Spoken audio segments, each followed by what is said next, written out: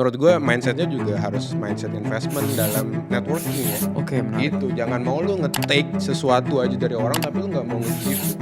Soalnya waktu itu gue juga ngerasa kadang-kadang networking gak bisa langsung di-convert jadi Betul, duit. bisa gitu. Tapi itu bener-bener bisa cuci otak kita Pak. Betul. Dan biasanya para singa-singa ini yang udah senior gitu ya, dia kan gak mau berteman sama domba bro. Karena at the end of the day uang akan mengikuti value kita juga kali ya pasti. Work life balance gak usah dipikirin lah. Terus aja gue memang maksa gue minta sama Tuhan, gue mau ini gitu loh. Gue serius, gue pengen ini gitu.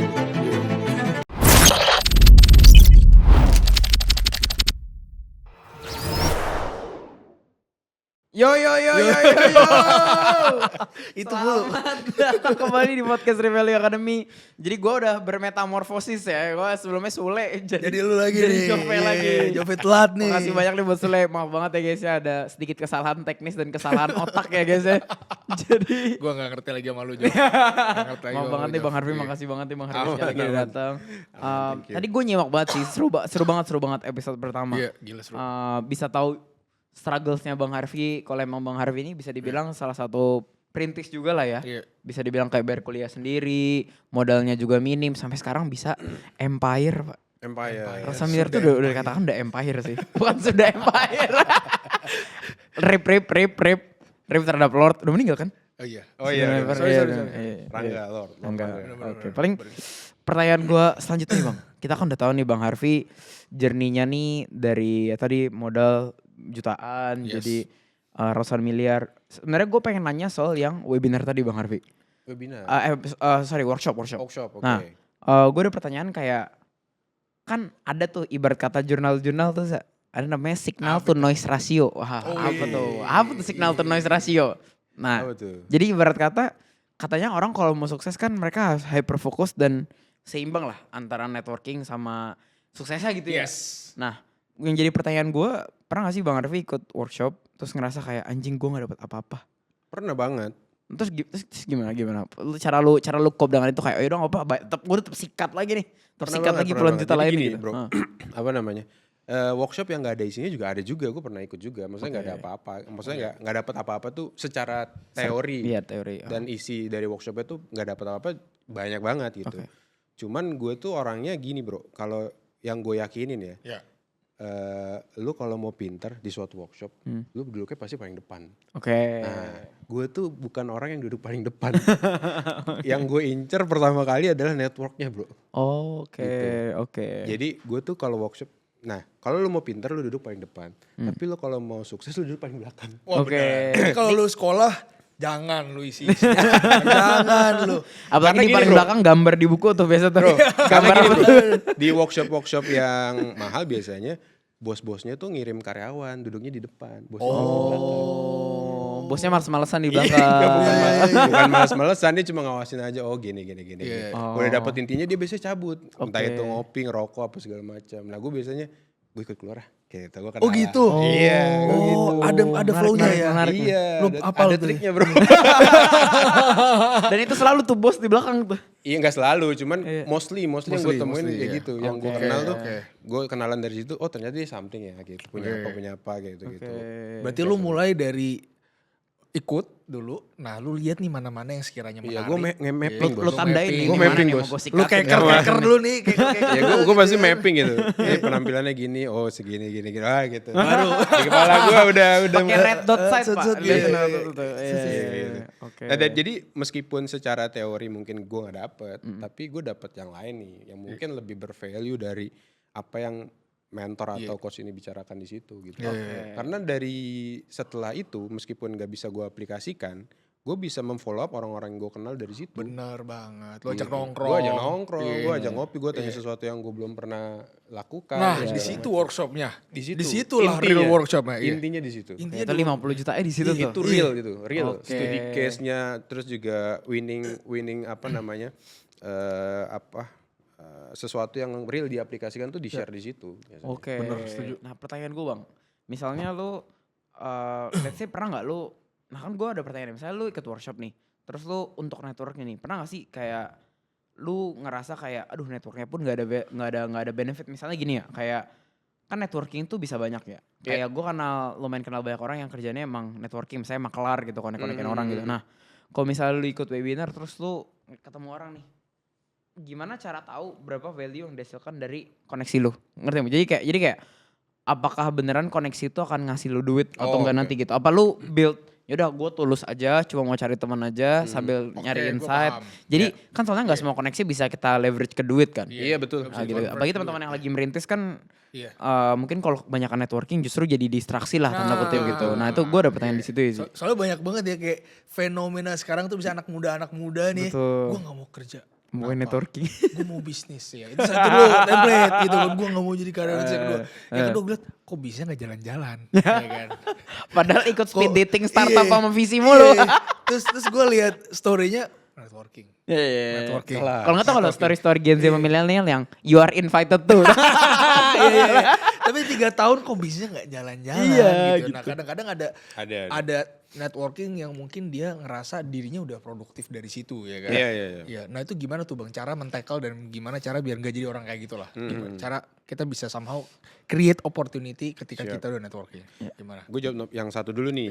Maksudnya gue tuh gak pernah ngukur. Maksudnya imbal hasil atau timbal balik dari suatu network gitu ya. Maksudnya memang gue tulus pengen kenal.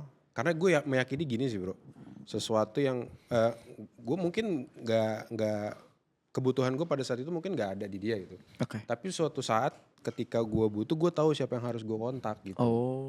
Gitu. Jadi mindsetnya adalah investment. Jadi ya udah kenal aja dulu kita. Kalaupun misalkan dia nggak bisa ngasih sesuatu tapi gue bisa menawarkan apa nih yang bisa gue bantu. Itu investment gue. Gue lagi menanam benih kebaikan gue di situ. Yang suatu saat bisa gue panen. Ketika gue butuh. Pernah ada cerita gak? Cerita contoh nyata. Lu melakukan hal itu dan tiba-tiba dia bisa bantu lu kayak gimana? Lu. Sudah cuan berapa kamu hari ini? Dari Mania. Contohnya dia gitu. Contohnya Faza gitu. Gue kenal Faza waktu 2022 kita kenalan, ya pure aja kita kenalan aja gitu. Maksudnya meskipun dia nawarin produk ya, cuman ya udahlah gitu. Namanya bisnis kan pasti ada mekanisme seperti itu. Cuman ya udah kita berhubungan selayaknya manusia aja gitu. Misalkan ya udah lu butuh apa? Ada enggak yang bisa gue bantu? Bener. Ya kan? Gue sering main. Lu main aja ke kantor gua, kita ngobrol apa yang lu butuhin, kali aja ada yang bisa gue bantu. Nah itu gue lagi menanam benih kebaikan gua. Yang suatu saat tumbuh dan berbuah manis, gue petik buahnya gue makan. Sekarang udah berbuah. Udah berbuah banget nih.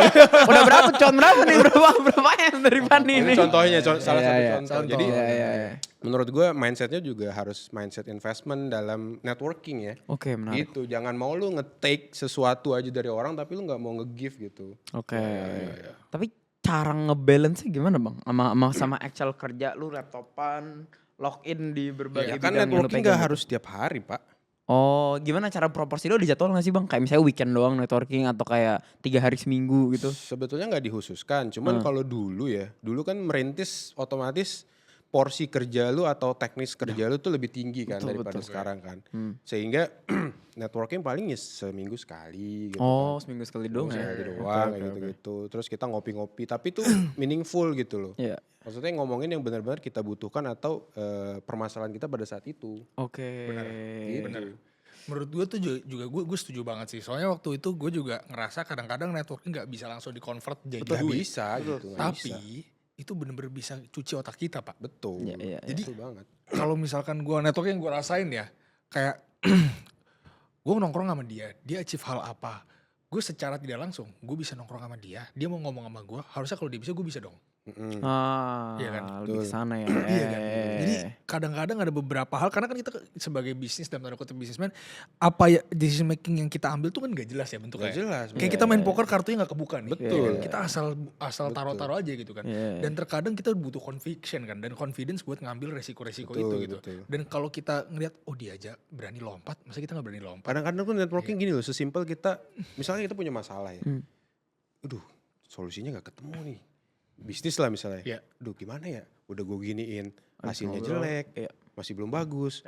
Terus kita udahlah, tar dulu deh, networking dulu, tinggal kita ngobrol hahihi, terus dengerin masalah dia, terus kita pulang, gue tahu nih kayaknya gue harus ngapain. Connecting the dots ya, connecting the dots ya. Malah sebenarnya ada hubungannya. Bisa beda gitu ya. Karena vibes itu yang kita cari biasanya. Bener-bener. Itu menarik. Itu kenapa gue ke Bandung Jo, besok Jo. Iya. Gue lagi stuck konten gue nih. Curhat sekalian.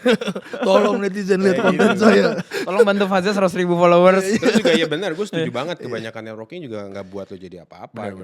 Apalagi yang lo bukan someone yang lu nggak punya historical achievement apapun, lu kan nggak bisa dikenal gitu. Betul. Yeah. Jadi dan biasanya para singa-singa ini yang udah senior gitu ya, dia kan nggak mau berteman sama domba bro. Betul. Kalau lu bukan siapa-siapa, terus tiba-tiba lu muncul di dia, bang kenalan dong gitu. So kamu siapa? Gitu. Kalau nggak ngasih value ya. Makanya lu value lu apa? Value apa yang bisa lu kasih ke gue gitu. Nah biasanya para singa senior ini berteman sama singa junior. Dia tuh pasti ngelihat oh ini punya potensi. Sehingga gue mau ngobrol sama lu. Karena di future kayak itu menarik sih. Soalnya kayak beberapa kayak teman-teman gue yang tua jauh lebih sukses tuh mikir kayak, terus kayak gue nanya kenapa mau diajak ngopi sama gue, kenapa mau terus nama makan, terus dia bilang kayak ya gak apa-apa soalnya gue tahu lu punya potensi, terus ntar kalau gue punya anak lu bisa mentorin anak gue. Itu banyak sih yang ngomong kayak gitu. Wah keren sih itu. Kayak udah 3-4 orang lo ngomong kayak gitu. Terus gue kayak anjing mikirnya sejauh itu ya. Gue gak kepikiran sih. Pokoknya simple, nanti anak gue pokoknya gue bantuin lo nih nyampe titik misalnya ini gitu 100 atau berapa gitu. Nanti lu bantu anak gue, ntar gue gak kasih anak gue apa-apa, lu bantu juga dari nol gitu. Iya, kayak gitu bro. Mindsetnya investment bro. Jangka panjang itu long term. Iya. Nah, jadi gak usah hitung-hitungan sih kalau mau berbuat baik ya. Kasih aja tulus gitu loh, kayak tadi gitu kan. Ya, karena itu para singa-singa itu gak mau berteman sama domba. Dia pasti ngelihat singa junior yang berpotensi jadi singa. Kalau gue singa lagi. Kalau gue udah singa. NPD Final Boss. NPD banget. Bang kalau gak nyaman jawab gak usah loh. NPD banget anjing. Ini orang aneh sih. Jujur bang, gue udah ngerasa juga. Jujur. Udah puji-puji nih gue di sini. Tegang nih gue nih. Gitu. Oke. Gue mau nanya soal existing business Bang Harvey nih bang. Karena jujur aja gue pas fase cerita kayak, nih gue ada salah satu mentor gue gitu di bisnis. Terus gue bilang siapa nih Bang Harvey, omsetnya udah ratusan M. Gue langsung amazed sih. Karena gue udah lihat banyak orang yang punya omset 100 M tuh gak gampang lah, susah banget lah. Susah banget untuk punya ratusan M. Dan bisa dibilang Bang Harvey kan di salah satu pionir di industri skincare juga ya. 2000 banyak yang lebih dulu lah. Iya cuma maksudnya enggak ya, kalau sekarang kan banyak brand lokal yang baru start 2021, 2022, Bang Harvey kan 2019, 2020 gitu. Nah pertanyaan gue bang, kalau Bang Harvey, bener gak kalau Bang Harvey waktu itu nggak start di tahun 2019-2020 kayak baru start sekarang? Misalnya ada orang yang mau start bisnis skincare nih, apakah sekarang tetap waktu yang tepat atau udah keruh marketnya? Atau gimana menurut lo bang? Atau waktu itu timing lu pas banget gitu? Iya. Kalau sekarang orang mau bisnis khususnya skincare atau beauty industrial lebih luas ya. Itu marketnya udah red ocean banget sih. Red ocean banget. Lu bisa aja menang, bisa. Tapi pastikan budgetnya juga tebel. Gitu. Kalau budget 1M mendingan lu mundur aja sayang. Duit lu masukin deposito aja, masukin sukuk. Daripada boncos. Masukin sukuk daripada boncos gitu ya. Sayang duitnya gitu kalau 1M ya. Kenapa bang? Karena kebantai Cina atau? Kompetisinya semakin kita bicarain market size-nya dulu ya. Boleh. Market size skincare gede juga banget juga. Tapi pemainnya juga banyak. Karena apa? Barrier to entry buat masuk industri itu gampang banget. Karena lu sesimpel lu punya brand, punya daftar haki, MOQ, terus vendor. lu cari pabrik maklon, lu punya duit let's say 50 juta sampai 100 juta udah bisa tuh jadi produk. Udah bisa jualan gitu loh. 100 juta tuh udah bisa. Udah bisa ngomongin jualan. operatingnya ya, belum ads-nya dan lain-lain. Ini produknya ya, produksi produknya doang ya. Udah bisa jualan gitu. Barrier to entry itu sangat rendah gitu. Sehingga siapapun yang punya uang bisa punya bisnis skincare. Itu brand-brand lokal juga semakin banyak gitu. Sehingga kompetisinya semakin ketat. Gitu. Itu kerasa emang? Kerasa. Kompetisi semakin ketat, korelasinya kemana? Pertama pasti budget marketing. Budget marketing. Tadi kan kalau misalkan lo pakai KOL kan ini supply-nya terbatas. Kita ngomongin orang kan. Orang KOL kan kehitung lah berapa. Mana yang mega, mana yang mana yang kecil, nano apa segala itu. Kita bisa hitung kuantitinya tuh berapa. Lah kalau banyak pemainnya demand-nya gede, ini orang saling bidding kan, saling ngelok nih. Misalkan ya udah gue kontrak lu 3 bulan, lah gue gimana mau pakai orang ini, gue nggak bisa. Gue mesti bidding lebih gede biar gue dapet dia gitu. Perang harga kayaknya. Perang harga ini secara budget marketing. Bursa pemain, ibarat pemain bola ya, rebutan bola tuh ya. Kalau lu pakai platform berbayar, paid traffic, Google Ads, TikTok Ads, atau Marketplace Ads gitu. Sama sistemnya bidding juga, semakin ketat kompetisinya, semakin gede juga biddingnya. Kalau lu mau muncul di prime time, mau muncul di kerasa tuh, kok naik nih. Pasti secara CPC, terus kemudian CTR itu pasti kerasa banget. CPC, CTR apa? Jelasin singkat aja, Jov. CTR, cost to click through range. Oh, click through range ya. Iya. Jujur gue tau definisi Indonesia yang atau singkatannya jujur. Iya kayak gitulah. Bahasa teknis iklan lah gitu. Itu 2. Ketiga, secara SDM. Bisnis kan yang operating people kan. Lah, kita mau akuisisi people, mau rekrut people. Lah ini brandnya banyak nih yang rekrut. Otomatis di hijack nanti orang. Ya hijack sana sini, mahal hijack juga sini. nih. Jadi mahal tuh rate-nya dia tuh. Standar gajinya dia. Gimana tuh Bang cara lu ngelok biar enggak ke hijack, apalagi sama brand-brand yang dari luar gitu, dari Cina yang sekali gaji langsung 30 juta, 20 juta gitu. Nah, itu dia. Value balik lagi. Gimana tuh? Karena value para A-player ini gitu ya. Mungkin gaji nggak nomor 1 ditaruhnya, tapi nomor 2 atau nomor 3 gitu. Oke. Oh ada yang kayak gitu ya? Ada.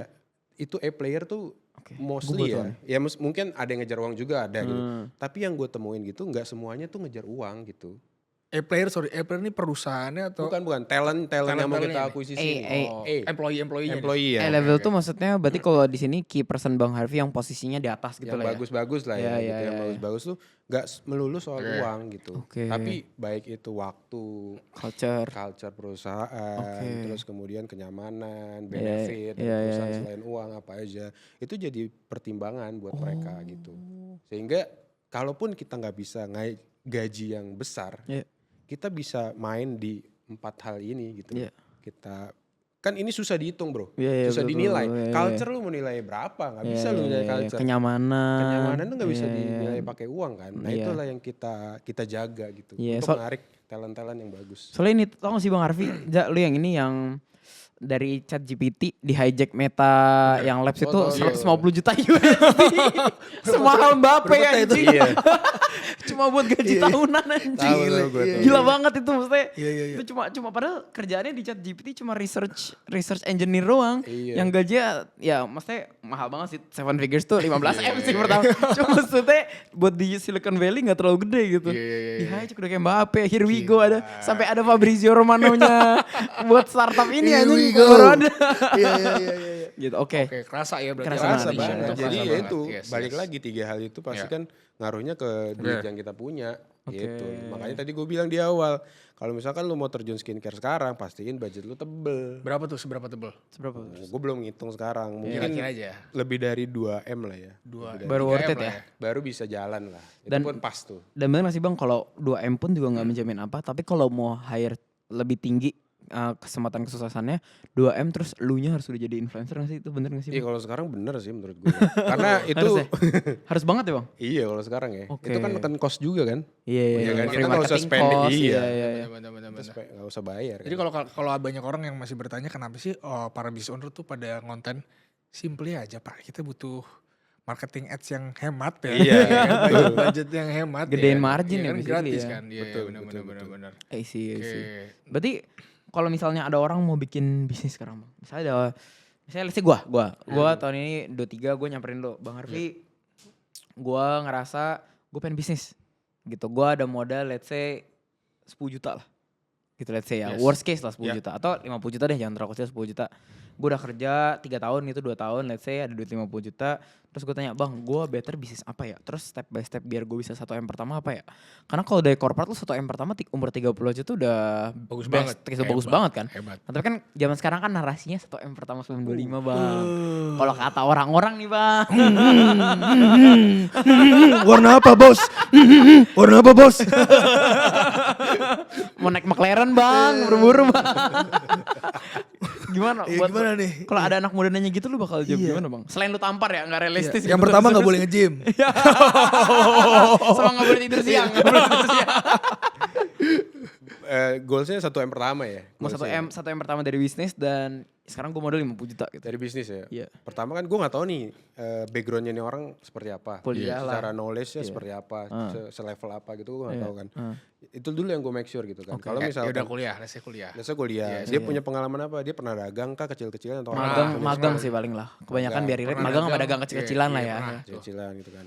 Nah oke, misalkan kalau udah punya basic seperti itu, kita bisa ya nggak sebenarnya nggak realistis juga gitu loh dengan budget 50 juta dapat 1M. Tapi yang mau gue kasih tahu adalah fokus di investasi layar ke atas aja kalau begitu segitu mah. Oh. Buat apa ya tadi yang gue lakukan itu gitu. Dengan investasi ke atas membuat skills lu kan bertambah. Baik itu skills dan juga network gitu kan. Dengan skills yang bertambah otomatis lu punya earnings power yang lebih tinggi. Ya kan? Iya bener sih. Karena fokus dulu di situ gitu loh. Karena 50 juta di bisnis gak jadi apa-apa. Anjir. Sekarang ya. Ini realistis nih gue suka nih. Realistis saya aja semua gitu. orang kan bisnis kelas coaching bisnis autopilot itu kan pada ngomong bisnis modal nol bisa autopilot. Apa owner liburan bisnis jalan kan katanya. Gila. Berarti gini kan, poinnya mungkin gini kali ya. Kayak bahkan lu sendiri pas mulai pun gak tahu bakal arahnya kemana. Betul. Lu gak tahu bakal ke skincare juga kan. Gak tahu juga. Dan gak tahu juga skincare itu budget dulu lu modal 500 juta tuh bisa. Betul. Sampai ratusan M lu juga gak tahu. Gak tahu juga gue. Jadi kalau sekarang kalau ditanya gimana caranya, kita juga gak tahu. Kalau kita tahu, pasti kita udah ngelakuin itu. Iya kan? Itu jadi lu ya temuin jalan lu sendiri. Betul. Nah, menemukan jalan itu kan butuh skills, butuh proses, butuh wisdom gitu. Benar. Gak ujuk-ujuk kita bisa di itu dapet. Iya benar. Gak bisa Arso tuh susah direplicate ya. Oke. Berarti kalau misalnya Bang Harvey itu investasi leher ke atas sambil nyari aktif income buat ngumpulin modal kali ya, dropshipping. Betul. Yang ibaratnya zero capital, nggak apa-apa low margin, tapi at least tuh bisa make money, nggak ada risikonya basically kan. Betul. Nah itu tadi setelah kita dapetin skills yang bagus gitu kan, kita kan bisa melakukan activity yang bisa menghasilkan gitu. Dari situ kita bisa ngumpulin sedikit demi sedikit segala macam. Tapi ini pertanyaan lanjutan sih. Bukan orang deh yang nanya ke lu, tapi lu sendiri yang dibalikin lagi ke umur 20 gitu ya. Dan lu waktu itu punya modal 50 juta sekarang nih. Dengan knowledge sekarang atau riset? Sekarang. Oh dengan knowledge sekarang. Dengan knowledge sekarang, dengan level pengetahuan sekarang lah ibaratnya. Dan punya duit 50 juta lu ngapain? Bebas. Sama gue, digital marketing, dropship. Lagi. Dropship dulu. Dulu ya? Enggak di masa sekarang. Oh di masa sekarang udah gak bisa bos. Apa yang lu lakukan kalau di tahun 2025? Dengan knowledge yang ada. Iya, lu udah sepintar sekarang. Umur 22. Dan lu udah punya knowledge, lu mungkin udah punya koneksi kayak sekarang juga ya. Iya. Enggak, kalau koneksi mungkin dari nol kali. Koneksi dari nol, tapi knowledge-nya udah kayak gini. Knowledge-nya udah kayak sekarang. Lebih seru. Lu ngapain? Punya 50 juta. Sekarang pilihannya jadi affiliate sih. Lu bakal jadi affiliate. Gue tuh boleh punya mimpi gede tuh boleh. Punya mimpi setinggi langit boleh. Tapi apa ya quotes itu ya? Think big, start small ya. Gue tuh suka dengan sesuatu yang kecil aja dulu gitu loh. Mulai dari yang kecil, yang low risk. Karena kenapa kan setiap orang punya resiko profile yang berbeda-beda kan. Gitu. Nah menurut gue tuh ketika gue dapet small win dari sesuatu yang small risk, menambah confidence level gue. Untuk gitu. Mengambil yang lebih besar. Untuk mengambil atau melangkah ke tempat atau sesuatu yang lebih besar. Gitu. Berisiko, Jadi small step, small win, itu kan kita jadi confidence. Bener sih. Jadi lebih confidence kita. Gue bisa nih, gue bisa lebih dari ini gitu kan.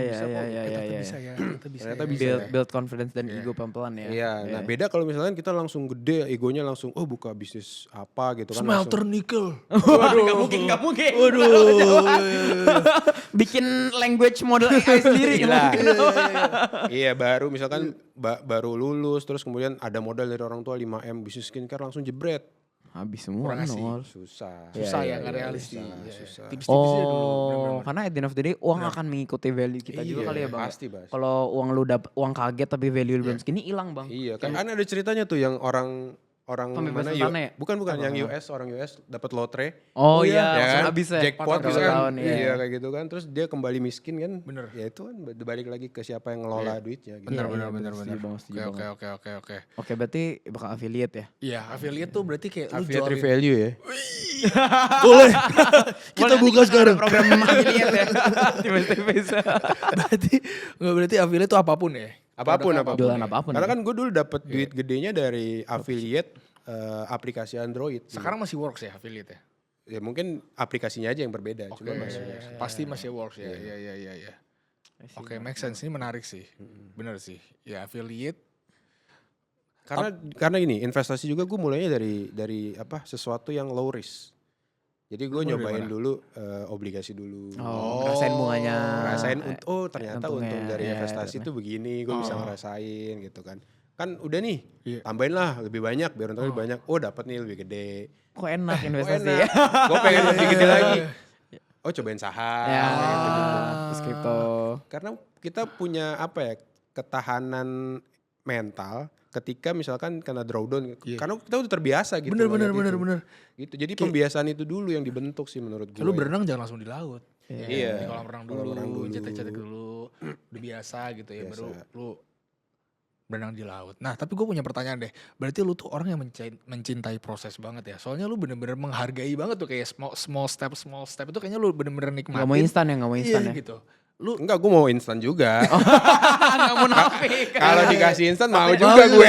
Tapi realistis aja. Gue pengen tahu aja gimana sih cara lu menghadapi ups and down-nya di setiap prosesnya. Karena terkadang kita ini disibukkan dengan sosmed ya kan, yang mana anjing gue gak punya 1 miliar, gue goblok kah ya kan.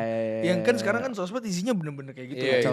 Itu kan bisa buat kita jadi ngedown atau buat bisa kita jadi naik juga kan. Tapi kan again kita udah punya banyak noise sekarang. Iya betul. Iya kan? Gimana cara lu mencintai prosesnya? Karena lu tahu at the end of the day lu gak langsung secepat itu. Itu gimana sih caranya? Gue pengen tahu deh. Kadang-kadang jujur aja gue pun begitu dalam konten ya. Sekarang kan kalau ngomongin investment gue ngerasa gue udah oke lah gitu kan. Cuman kalau kita ngomongin content creating, jujur aja gue masih suka tidak semencintai itu. Iya, gue comparing. Gue gak semencintai itu dalam prosesnya gitu. Gitu. Karena ya gue belum conquer game ini, ya gue juga baru 1 tahun anyway gitu. Tapi gue ngerasa anjing ini mulai tai nih. Root bahasa kerennya root ya. Gimana cara gue mencintai prosesnya nih, Pak? Kalau di lu sendiri gimana nih? Gue gue punya target gitu. Actually gue punya target. Gue punya plan. Tapi yang gue yakinin adalah kita tuh nggak bisa 100% percaya sama plan kita gitu loh. Oke. Itu pasti nggak. Gini deh. Gue tuh selalu percaya faktor X itu lebih besar daripada apa yang kita bisa gitu. Oke, faktor X ini apa? Faktor X itu sesuatu yang di luar kendali kita. Gitu, yang kita nggak bisa kendalikan. Tiba-tiba datang sinilah, terus ngajakin inilah segala macam, terus jadi inilah kayak gitu. Itu tuh menurut gue faktor itu lebih besar hubungannya sama kesuksesan kita menurut gue gitu ya, dibanding proses kita. Makanya ketika gue punya plan A, ternyata gue dipatahin ya, plan A gue nih diacak-acak nih misalnya sama Tuhan misalnya. Terus gue harus, misalkan tujuan gue ke utara gitu ya, gue dibelokin dulu lah ke timur gitu kan. Terus gue ketemu si A lah, gue harus berhubungan sama si A lah. Terus gue harus bantuin si A lah. Ternyata dari bantuin itu secara gak langsung bisa mengarahkan gue atau menyampaikan gue pada tujuan gue ke utara ya. Kayak gitu. Dan yang gue yakinin, apa yang sudah menjadi takdir lu tidak akan melewatkan lu. Dan apa yang bukan menjadi takdir lu pasti akan meninggalkan lu. Jadi meyakini itu aja, dapat nggak dapat, ya udah gitu. Berarti emang di awal harus expect unexpected things. Iya. Expect unexpected. Tapi lu expect bahwa lu harus berhasil. Cuman cara keberhasilnya atau cara ibaratnya gini, kayak gue liat yang kemarin Bang Harvey PPT-nya ada manifestasi. Manifestasi. Iya, omset, investasi itu menurut gue. Kalau omset gitu gue wajar, cuman return investasi di manifestasi. Ibarat kata lu berharap nih market bagus nih sampai gitu. Nih. Jadi kayak berarti lu percaya lu akan capai manifestasi itu. Cuman caranya gimana ya lu gak tahu. Gue meyakini apa yang gue tulis, gue meyakini gitu. Maksudnya gue memang maksa, gue minta sama Tuhan, gue mau ini gitu loh. Gue serius, gue pengen ini gitu loh. Dan Tuhan juga pengen ngelihat lu serius gitu loh. Lu main-main doang kali, lu gak serius gitu loh. Makanya dites. Makanya gue dites gitu. Nih tes ini. Karena kan Allah itu kalau mau ngasih sesuatu ke kita pasti kan diuji dulu ya. Ibaratnya gue deh di bos di kantor gitu kan. Gue ngelihat nih bocah atau karyawan gue punya potensi nih gitu kan. Pak gue mau naik gaji dong gitu kan. Emang lu bisa apa? Kan gue tanya dong. Ya kan? Lu bisa apa gitu kan. Ada sesuatu gak yang bertambah dari diri lu untuk perusahaan misalnya gitu kan. Gue bisa ini, gue mau ini gitu kan. Gue sebagai bos gue tampung ya. Terus besokannya gue kasih kerjaan lebih ya gitu kan. Gue mau ngetes. Gue mau ngetes gitu. lu beneran serius gak nih mau minta sesuatu yang lu minta gitu. Iya. Oke. Nah, dari situ. Kalau ngeong. Nah, terus bicara comparing ya. Lagi serius. Ngeong. Kayak kucing kekunci di balkon anjing. Gitu. Suara apa ini? Dan sama yang gue tulis itu mostly tercapai loh. Tercapai loh. Meskipun ya telat setahun, telat 2 tahun. Tapi pasti kecapai ya. Tapi tercapai loh gitu. Caranya sesuai cara yang lu rencanakan enggak? Caranya enggak sesuai. Itu menarik sih, itu menarik juga sih, itu menarik. Gue juga sama kayak gitu juga. Mostly 80% ya gitu ya. Plan yang kita udah bikin, yang udah buat, itu mostly gak kejadian. Oh gitu ya? Gak kejadian itu semua. Gue di bisnis ya, gue ngeplan nih dari A sampai Z, bahkan gue bikin plan B-nya, gak kejadian juga. Gak kejadian juga. Tapi ada plan lain yang tujuan akhirnya tetap tercapai. Tetap tercapai. Wow. Itu tuh yang lu harus yakinin, faktor X itu lebih besar itu. Itu cara lu menerima dan mencintai setiap prosesnya berarti. Iya itu. Berarti cara lu berdamai dengan cara lu berdamai dengan uncertainty atau ketidakpastian itu lu harus tahu di akhir lu pasti sukses kan. Iya. Nah berarti lu harus yakin dulu. Nah gimana cara yakin? Kayak lakukan yang terbaik tiap hari atau gimana? Iya. Biar yakin bang. Biar keyakinan itu termanifestasi gitu kalau kata bahasa kerennya. Bahasa Gen Z-nya. Gue selalu bilang ya, maksudnya selalu bilang kalau lu pokoknya mindful sih, kuncinya di mindful. Oke, mindful. Lu merasakan menjalankan hari-hari lu dengan penuh kesadaran. Maksudnya sekarang kan banyak orang tuh melakukan sesuatu karena rutinitas aja. Karena lu harus bangun jam 5 karena pengen berangkat kerja, terus juga lu ngerjain ini, terus besoknya pulang segala macam. That's it. Orang nggak sadar dia melakukan apa sih di situ. Anjir ini deep banget lagi. Gak sadar lagi anjing. Dia cuma melakukan rutinitas yang ya udah yang dia harus lakukan, tapi dia nggak bisa ngasih. Kalau orang sadar ya, ketika dia melakukan sesuatu, dia pasti akan tahu, gue mau melakukan ini, gue harus ngasih ini. Terus kalau misalkan ini gagal, gue harus begini. Sehingga itu effortnya tuh 100%. Mindful. Helikopter view lah. Gue di mana nih? Gue lagi ada di mana nih? Hari ini gue mau ngasih apa dan berbuat apa nih gitu. Bukan cuma kayak gini dah. Ya, gue gini aja deh, gue kerja gini gitu. Itu kayak lele. Cuman otaknya cuma lurus. Pas bosnya lewat nih, pas Bang Harvey lewat, tadinya scroll TikTok langsung diganti ke WhatsApp, langsung ganti ke WhatsApp. Tahu rumus rumus keberuntungan. Effort ditambah kesempatan ya, dikali kesempatan. Preparation plus momentum kan. Iya. Oke. Preparation plus momentum. Ada tuh rumusnya tuh. Keberuntungan. Ada rumusnya tuh. Ada tuh rumusnya. Nah, ini gue bagi 2 ya. Preparation itu kan ranahnya sesuatu yang kita bisa kontrol. Betul. Bener gak? Betul. Sesuatu yang bisa kita kontrol. Lu belajar, lu dapat masalah, lu nyelesain masalah, lu praktek apa yang lu pelajarin. Iya. Ya kan, lu bertemu seseorang, networking segala macam. Ini sesuatu yang lu kontrol. Oke. Tapi kalau lu nggak dapet momentum, apa yang lu udah pelajarin di sini nggak akan jadi apa-apa. Iya, benar. Karena ini tidak bisa diaktualisasi. Momentum itu apa? Momentum itu adalah waktu yang tepat, orang yang tepat. Nah kalau misalkan ini preparation gak bermomentum, nih orang yang kerja keras nih nggak jadi apa-apa. Orang yang kerja cerdas nih nggak jadi apa-apa, karena dia nggak dapet spotlight, nggak dapet panggung. Dia buat tunjukin gue bisa ini gitu. Gak ada yang nonton, gak ada yang notice. Nah, preparation adalah ranahnya manusia. Momentum ini ranahnya Tuhan. Siapa yang bisa ngatur waktu yang tepat dan ketemu orang yang tepat? Siapa coba? Gak ada kan? Makanya gue bilang, nih 20-80 nih. Preparation tuh cuma 20% doang. Lu ngerasain kayak gitu berarti di bisnis lu? 20% doang menurut. Iya. Di setiap perjalanan gue ya, gue selalu bertemu orang-orang yang bisa ngebantuin gue untuk mencapai tujuan gue. Dan itu gue gak tahu siapa. Dia siapa, ngerjain apa gue gak tahu. Dan Tuhan hadirkan itu buat gue. Merinding gue. Jadi di ratusan juta sampai ratusan M, PR lu cuma preparation sebenarnya. Iya. Makanya gue sekarang nyari karyawan yang level C ya. Lu pernah hoki gak? Kenapa pernah hoki? Karena ntar hokinya udah habis atau karena bukan, maksudnya berarti orangnya hoki. Kalau kita dikumpulkan sama orang-orang yang beruntung, artinya ketika dapat masalah, lu nggak worry gitu. Oh, pasti dia nemu jalan keluarnya. Dia pasti nemu jalan keluarnya gitu. Wah, ini lucu sih, Pak. Ini gak diajarin nih di mana-mana. Iya. Jadi menurut gue tuh momentum itu, lu sebodoh apapun ya, semales apapun ya, tapi lu dapat momentum. Iya. Misalkan nih, lu biasa-biasa aja ya di sekolah biasa-biasa aja.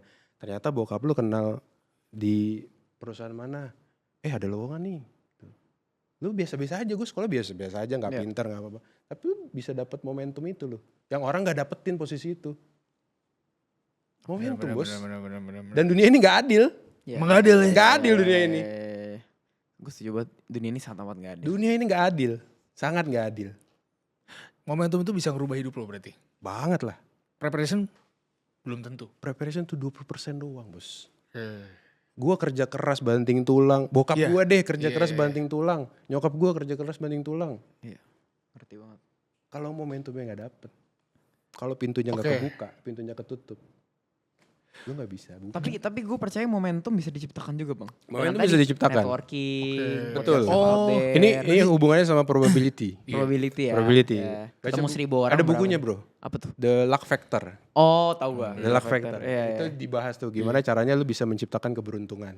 Jadi ibaratnya PR adalah mau preparation yang pertama. Yang kedua lu menempatkan diri lu di mana diri lu tuh bisa terekspos sama yang namanya momentum. Betul. Karena gak semua orang berani menempatkan dirinya di tempat di mana dia terekspos dengan momentum. Betul. Nah, makanya di bagian preparation lu wajib 100% ngasih effort lu di situ. Jangan setengah-setengah. Gak usah mikirin kapan lu sukses, gak usah gitu. Itu bukan urusan lu. Itu Tuhan yang ngatur. Lu gak usah mikirin itu gitu. Makanya di setiap target gue punya target iya, tapi gue gak mikirin hasilnya itu bakal tercapai apa enggak. Tapi step by step ya gue pastikan itu 100% effort gue. Tapi lu manifest gue. Gue minta. Gue pengen segini gitu. Iya. Bro, Allah itu malu kalau kita minta tapi gak ngasih. Dan maha pemalu dia. Makanya gue minta aja, gue maksa mintanya. Dalam bentuk papan tulis manifesting itu. Iya, gue minta. Masa Allah gak iba sih, gue udah effort nih Allah nih, gue udah effort segininya nih, jungkir balik lu masa gak iba sih sama masa gue. Masa lu jahat amat gitu ya. Ya maksud gue kayak lu punya audacity itu, lu punya kepedean itu di tengah-tengah lu tahu nih anjir gue anak dalam tanda kutip bapak gue ojek gitu. Iya kan? Bapak gue ojek pak gitu kan. Itu mindset itu kan karena terbentuk dari lingkungan. Iya. Dari lingkungan gitu kan. Karena gue bergaul sama banyak yang lebih tua daripada gue. Iya. Gue ini sih bang pengen nanya kayak, nih mau di clipping aja biar bang boleh. Gas. Gimana sih tanggapan lu terhadap Gen-Z yang suka work life balance bang? yang Gen-Z yang kerja jam 5 yang overtime sampai 6:30 aja, anjing bos gua nih. Gua mau nonton Netflix di rumah, mau nonton drakor gua. Kayaknya mesti ke psikolog sih. Enggak, orang-orang kayak gitu mesti ke psikolog sih. Pengen punya 1M, pengen iya, psikolog kayaknya mesti otaknya ada yang error kayaknya. Emang kenapa sih bang work life balance? Emang kenapa sih? Iya, dan lu gak work life balance tuh? Iya, work life balance kan kayaknya baru sekarang aja kan. Oh, berarti bullshit. Enggak bullshit juga maksudnya. Ini loh bro. Gak kena kelipar. Hampir dia masuk Job. Dikit lagi Job, semangat Job. Sekarang kelipar kita rame banget nih. Ngeri banget ya. Gimana maksudnya enggak banyak orang yang dulu kerja keras gitu ya. Maksudnya dulu juga pendidikan orang tua kan kayak kolonial banget ya. Maksudnya dulu kalau ada sesuatu yang salah bahkan ada yang main tangan segala macam gitu kan. Ada juga yang dididik kayak gitu. Cuman di ground and pound gitu. Iya kayak gitu. Cuman dia sukses aja kok gitu. Maksudnya nggak ada yang dia masuk ODGJ gitu, masuk rumah sakit jiwa kan nggak ada juga. Nggak ada gitu. Karena gini ya bro, yang gue pelajarin di NLP, manusia itu bisa menyesuaikan diri dengan lingkungannya. Dia tuh makhluk yang hebat manusia itu. Manusia itu ditempatkan dimanapun dia tuh bisa menyesuaikan. Selama penyesuaiannya nggak terlalu drastis ya. Maksudnya langsung tiba-tiba ekstrim gitu. Tapi kalau pelan-pelan di lingkungan begini ditaruh nih, dia lama-lama akan menyesuaikan. Sama halnya kalau misalkan lu manusia nih dikasih kerjaan loadnya sedikit ditambah, dia bisa menyesuaikan. Jadi nggak ada yang namanya overload menurut gua. Malah manusia ini skillsnya makin bertambah, kemampuannya makin bertambah karena itu.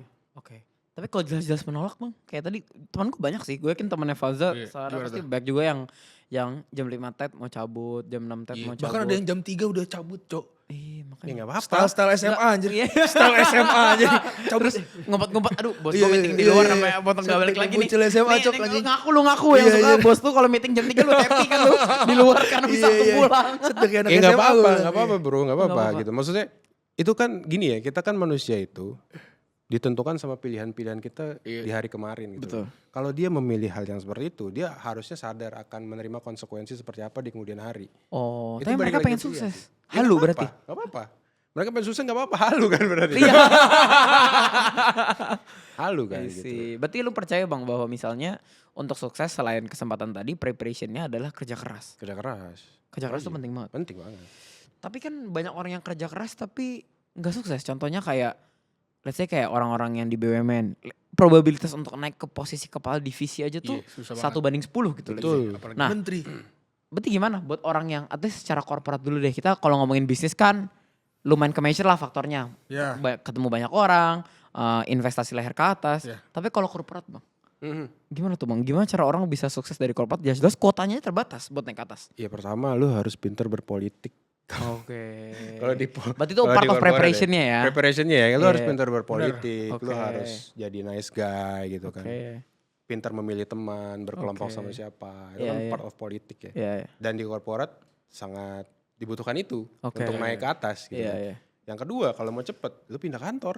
Iya betul, berarti lu mendayung di perahu yang salah. Percuma lu mendayungnya kenceng banget tapi perahunya kano. Betul. Dibanding bocor. Bocor lagi. Dibanding kano bocor. Iya tuh tinggal pencet satu tombol, jauh lebih kenceng dibandingkan yang lain. Perahu kendaraannya salah berarti. Lu harus pindah. Perahu kertas Mas. Perahu kertas ya.